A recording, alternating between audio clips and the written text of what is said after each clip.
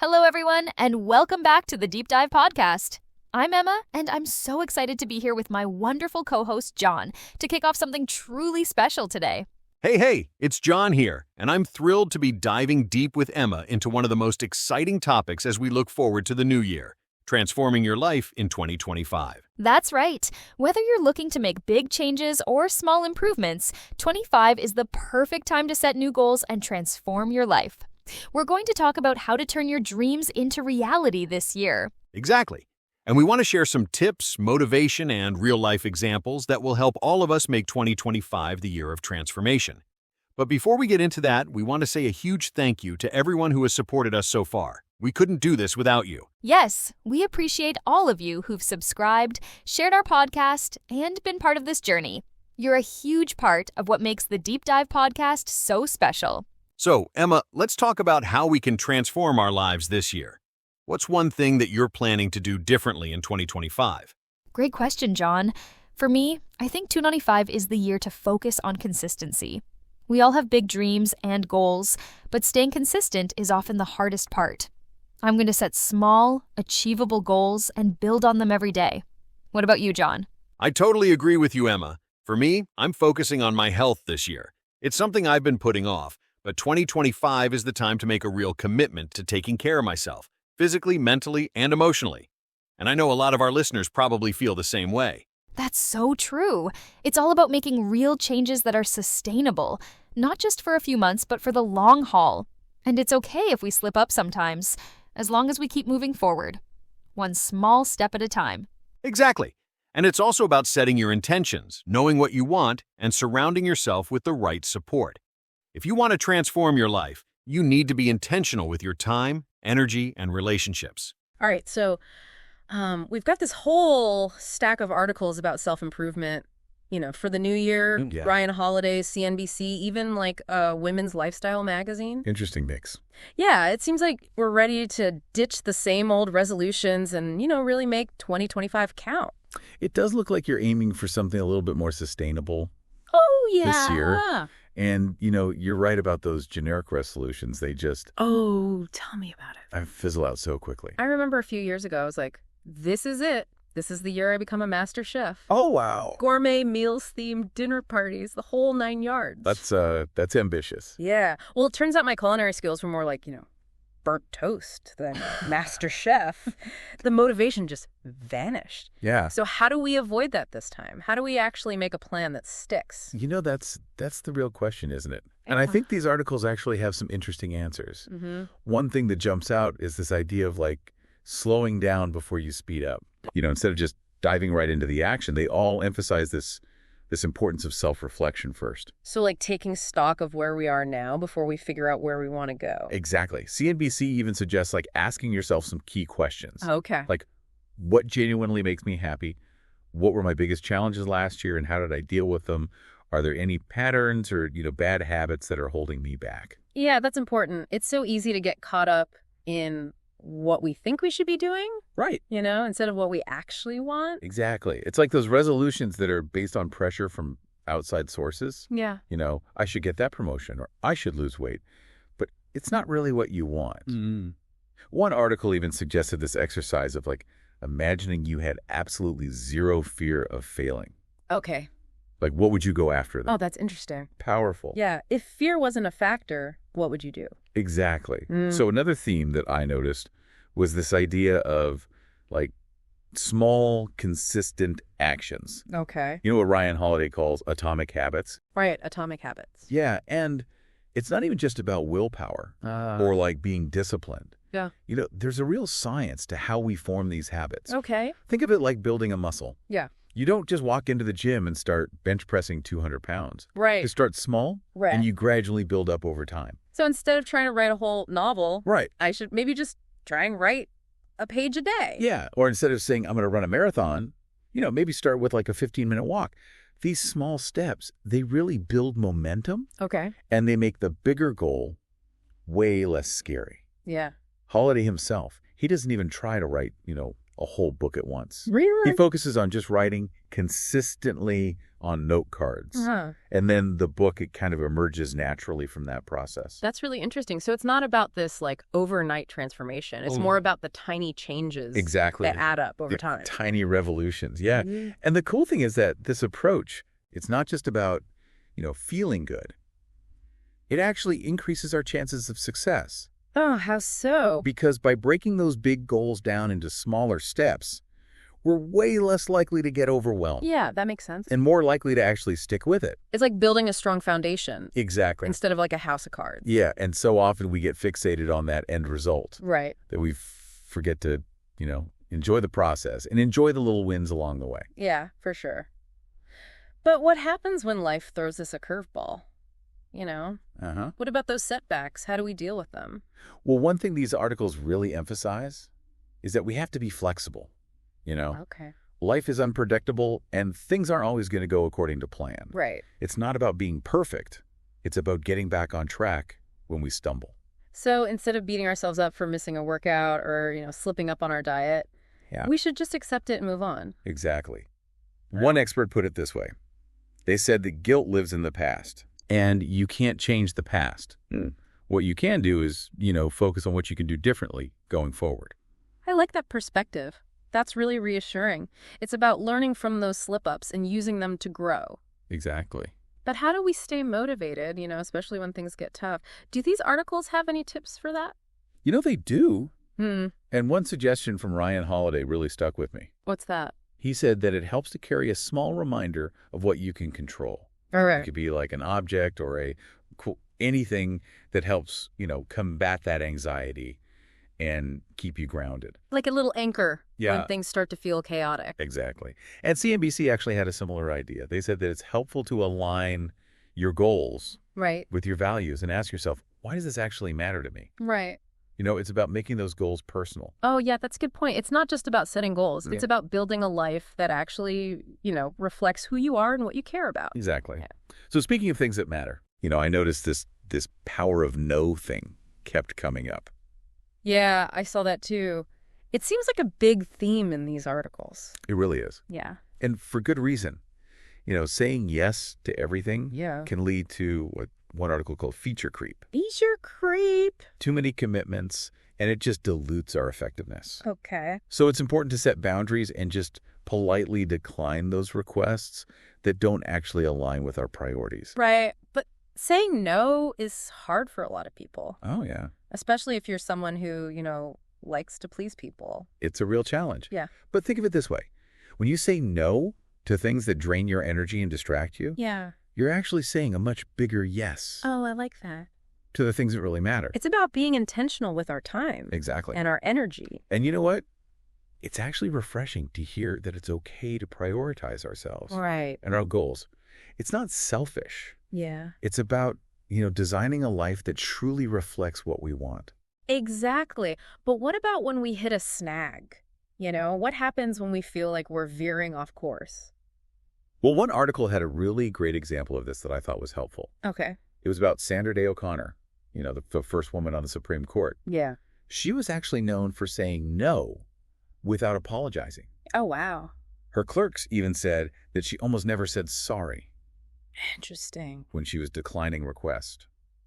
So it's a good reminder that we don't have to apologize Right. for setting boundaries and making choices that are right for us. So saying no is actually a way of respecting ourselves It is. It's self-care. and taking care of ourselves. Right. But, it's not always easy to put these ideas into practice. For sure. Yeah. Are there any tips in these articles that can help us make these changes stick? Yeah, definitely. One thing that kept coming up was the importance of sleep. Oh, yes. All those self-improvement plans, they kind of go out the window if you're exhausted. So true. We often sacrifice sleep in the name of productivity, Right. but it always backfires. You can't pour from an empty cup. Yeah, exactly. One article even recommended having a bedtime routine Yeah. to make sure you're well rested and, ready to tackle those goals. Yeah, think about it.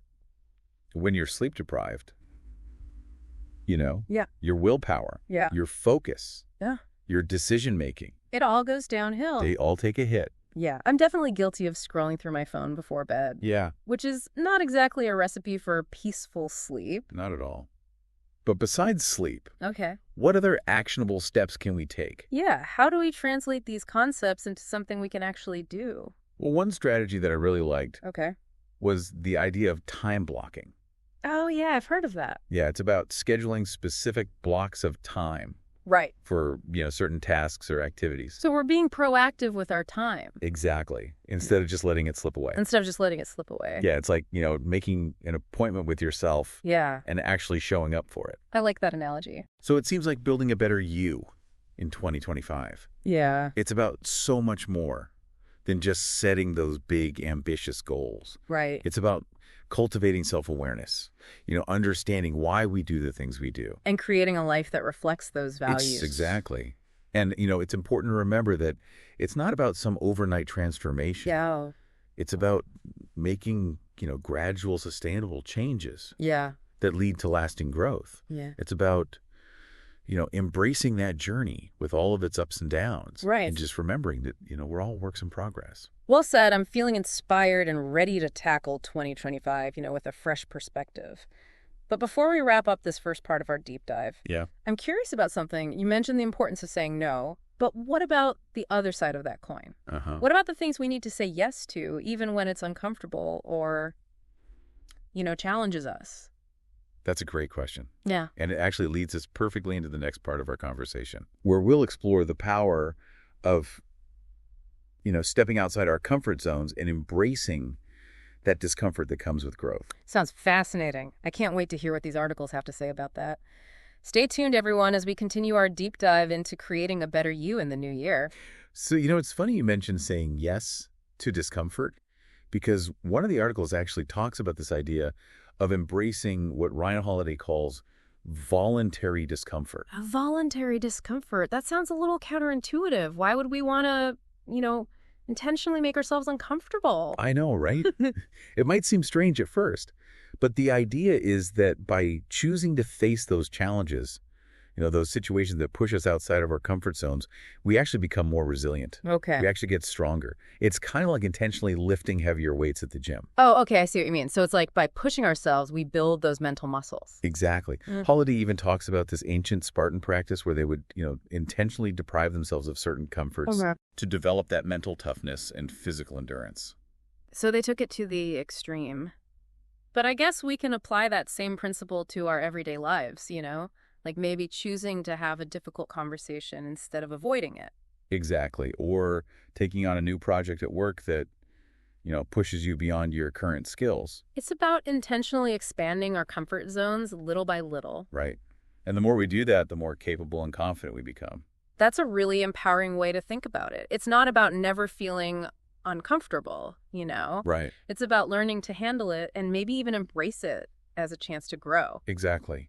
And, this whole idea of discomfort, it actually ties in nicely with another theme that comes up in these articles. Okay, what's that? This idea of learning to deal with setbacks and failures in a healthy way. Right. We talked about that a little bit in the first part. Yeah, we did. But it's definitely worth exploring further. I mean, we all experience setbacks at some point, so how do we actually handle them? Yeah, what do these articles suggest? Well, one thing they all emphasize is the need to reframe how we think about failure. Instead of seeing it as a sign of weakness or a reason to give up, we should see it as a valuable learning opportunity. So it's about shifting our mindset from I'm a failure Right. to I'm learning. Exactly. It's about adopting what they call a growth mindset. Growth mindset. Yeah, where you embrace challenges and setbacks as opportunities to, grow and develop. One article even mentioned this study that showed that people who view failure as a learning opportunity are actually more likely to keep going and eventually achieve their goals. That's interesting. So it's not just about feeling better about our mistakes. It's actually about setting ourselves up for success. Exactly. And Holiday gives some great advice on how to cultivate that growth mindset. You like what? He says to ask yourself questions like, what can I learn from this experience? And Yeah. how can I do things differently next time? Okay. He also talks about the importance of separating our actions from our identity. What do you mean by that? It means recognizing that just because we messed up or, experienced a setback doesn't mean that we are a failure. Right. Our mistakes don't define us. That's such an important distinction. It's so easy to let those mistakes become part of how we see ourselves. It really is. Yeah.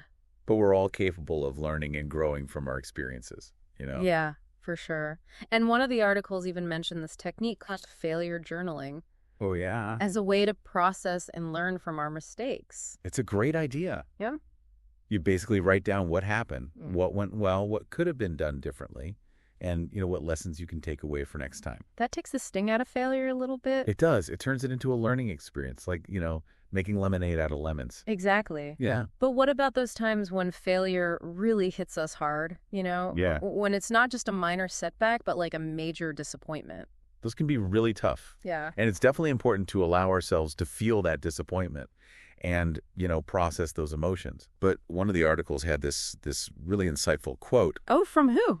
It was actually from a Holocaust survivor and psychologist, Wow. Dr. Edith Eger. And Ryan Holiday, he mentioned, feeling guilty, about losing touch with someone. And Dr. Eger, she pointed out that guilt lives in the past, and the past can't be changed. That's so true. It's powerful. We can't dwell on what's already done. You can't change it. All we can do is learn from it and move on. And that idea of focusing on what we can control, that seems to be another big theme in these articles. It really is. Yeah. We touched on it a bit with those atomic habits. Right. And focusing on the process rather than the outcome. Yeah. But I'm curious to hear more about how they suggest we actually apply this in our daily lives. Me too. What do they say? Well, one of the articles shared this quote from the Stoic philosopher Epictetus. Okay. He said, "There's only one way to happiness, and that is to cease worrying about things which are beyond the power of our will." That's a good one. So many things in life are just out of our hands. Totally. And the Stoics, they had this really helpful way of looking at things. How's that? They categorize things as either being within our control or outside of our control. Okay. Our thoughts, our actions, our choices, those are all things we can influence. Mm. But things like other people's opinions, the weather, the economy, those are external factors. So we can't really control them? Nope. We have very little influence over those things. So it's about focusing our energy on the things we can actually change. Exactly.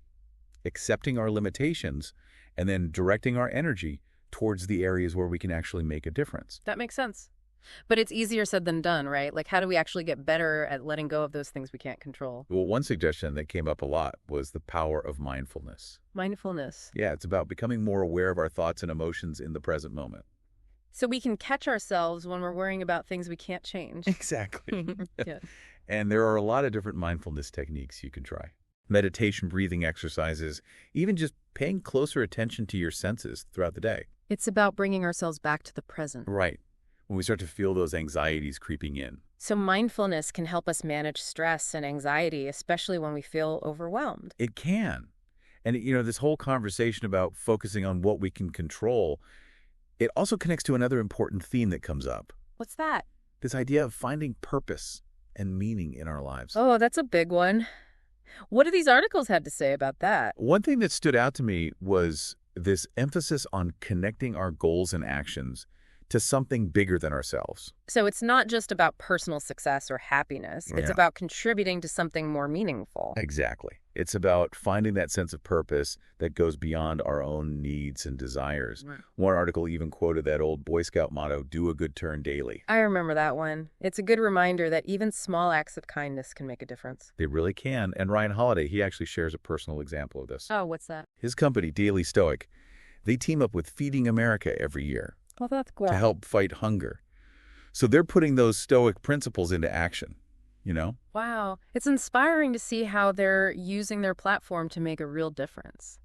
It's like self-improvement isn't just about ourselves. Right. It's about using our growth to make the world a better place. Exactly. And, finding purpose doesn't have to be about these grand gestures. It can be about showing up for your loved ones, Yeah. pursuing your passions, contributing to your community. It's about finding what lights us up. Exactly. Mm. And then going after it with everything you've got. Mhm. And when we have that sense of purpose, it Yeah. makes it easier to get through those tough times. It's like an anchor that keeps us grounded when things get rough.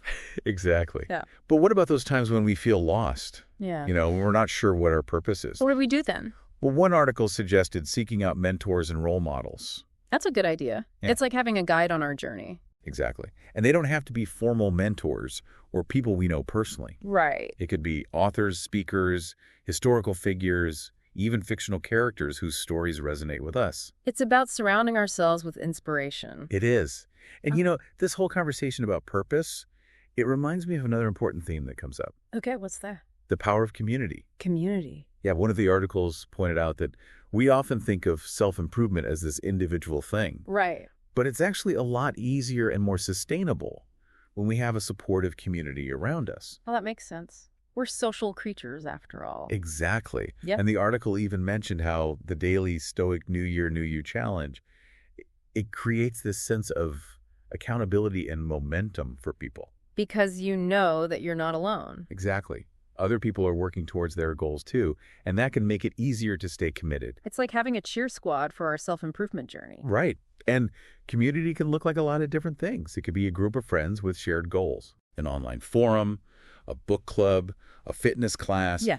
Anything that gives you that sense of connection and shared purpose. Yeah, it's about finding those spaces where we feel supported and understood. Exactly. And it's amazing how all these themes, Yeah. finding purpose, building resilience, embracing discomfort, they all weave together into this bigger picture of personal growth. They really do. It's like they're all connected. And I think it speaks to that holistic nature of self-improvement. Okay. It's not just about making these isolated changes. It's about creating a way of life that aligns with our values, our aspirations, and, our deepest desires. It's about becoming the best version of ourselves. Exactly. And that leads us perfectly to the next part of our conversation, Okay. where we'll dive into the importance of taking care of our mental and emotional well-being. I'm looking forward to that. Stay tuned, everyone, as we continue our deep dive into creating a better you in the new year. Okay, so we've covered a lot of ground. Setting goals, building resilience, embracing discomfort, finding purpose. Yeah, we've been through a lot. Now, I want to dive into this idea of nurturing our, mental and emotional well-being. What did you find in these articles about that? Well, one thing that really jumped out at me was this focus on managing anxiety. Okay. Ryan Holiday especially talks about it as like a habit Uh-huh. that we can break free from. Yeah. And, it often costs us way more than we realize. Yeah, anxiety can be such a drag. It can really drain our energy and make it hard to focus. It's like this constant background noise. Exactly. But how do we actually deal with it? What do these articles suggest? Well, a Holiday drawing on those Stoic principles suggests a three-pronged approach. Mm-hmm. Okay. Staying present, letting go of what we can't control, and carrying a reminder of what is in our power. Okay, break that down for me. What does it mean to stay present when we're talking about anxiety? Well, it's about recognizing that anxiety often comes from, dwelling on the past. Right. Or worrying about the future. It's that voice in our heads that's replaying those past mistakes or catastrophizing about what might happen. Oh, yeah, for sure. Staying present means gently shifting our attention back to the here and now, Okay. to what we can see, hear, feel, taste, smell in this very moment. So grounding ourselves in our senses Exactly. to kind of break free from those thought spirals. Are there any techniques for doing that? Yeah, definitely. Mindfulness practices like meditation and breathing exercises can be really helpful. Even just taking a few deep breaths and noticing those sensations Right. can help calm the nervous system and bring you back to the present. That's a good one. Yeah. I know I often hold my breath when I'm stressed, Yeah. so that could be really helpful. Now, what about letting go of what we can't control? How do we actually do that? It's a process for sure. It starts with, recognizing the difference between what we can influence and what we can't. Okay. We can control our effort, our attitude, our choices, but we can't control, external events, other people's actions, or the outcome of every situation. We can't control everything. Nope, we can't micromanage life, but letting go can be tough. It can. What tips do these articles have for that? Well, one thing that helped me was this idea of regularly reminding ourselves of what is within our control. Okay. Holiday, for example, carries this medallion Oh, wow. that's engraved with a Stoic reminder. Yeah. It says, what is up to us, what is not up to us. It's like a physical reminder. It is. It helps him shift his focus back to what he can actually influence. I love that idea. It's like a little talisman to keep us grounded. Exactly. And it doesn't have to be a medallion. Yeah, You're right. It could be a quote on a sticky note, a picture, a small object, anything that represents that sense of calm and control for you. I'm going to have to find my anxiety talisman. Yeah. Now, the third part of Holiday's approach is carrying a reminder of what is in our power. What's that about? It's about, focusing on those areas where we do have agency, Those things we can actively do to shape our experience Right, yeah. and create a more positive life. Yeah. For example, instead of worrying about getting that promotion, Yeah. you could focus on improving your skills, exceeding expectations in your current role, building those strong relationships with your colleagues. So it's about taking action instead of just worrying. Exactly. Channel that anxiety into something productive. And it doesn't have to be work-related. It could be your health, your relationships, a creative passion, anything that brings you joy and a sense of accomplishment. It's about taking control of our lives and making them better. Exactly. But what about those times when anxiety feels really overwhelming? Right, like it's more than just a little worry. Yeah, those can be tough.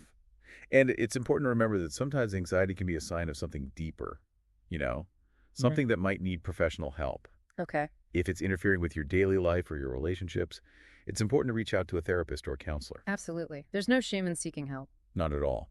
But besides therapy, what else can we do to, nurture our mental and emotional well-being? Yeah, what other tools are there? One thing that came up a lot was the importance of self-care.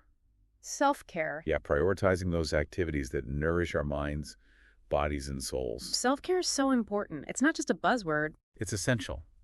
And doesn't have to be anything fancy. Right. It could be taking a walk in nature, reading a good book, listening to music, spending time with loved ones. Anything that helps you relax and recharge. It's about making time for those things that make us feel good. Exactly. And, self-care isn't just about indulging in those pleasurable activities.